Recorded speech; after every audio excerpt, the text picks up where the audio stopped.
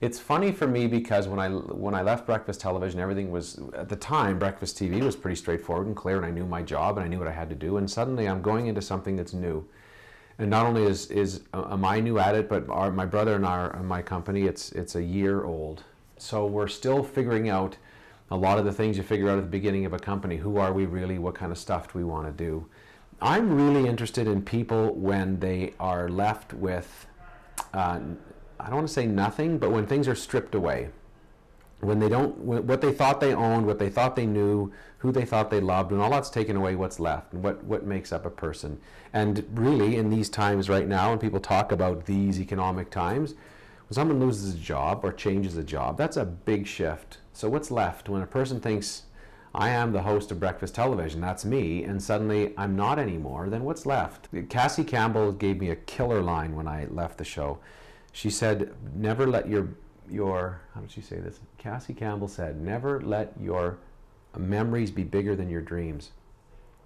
And I thought it's such a rewarding part, and people always say, you know, you have to give back. And I always thought, it always feels a little cliche when you say things like that, but the fact is when I can truly help somebody, even if all I'm doing is at their event and they think, oh, this is the 5th event I've had to be at, and well, I'm laughing this time, or it's funny, or then you help a kid have a laugh that day who's sitting in the hospital who maybe wouldn't have had that laugh, or feel somebody cares, or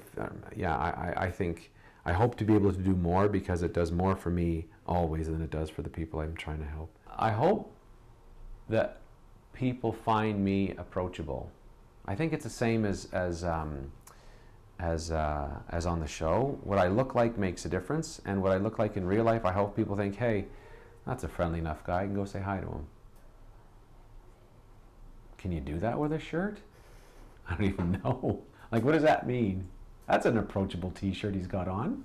That other t-shirt, it was so unapproachable. This one, wow. There tends to be a lot more denim here than anywhere else that I've noticed. Even Toronto, I find, at least in the places I've been or the people I've hung out with, they seem to not be quite the jean freaks that we are. But I like jeans, so I have no problem with that. I knew a guy that his expression was, every person on the planet is about 4 questions away from tears.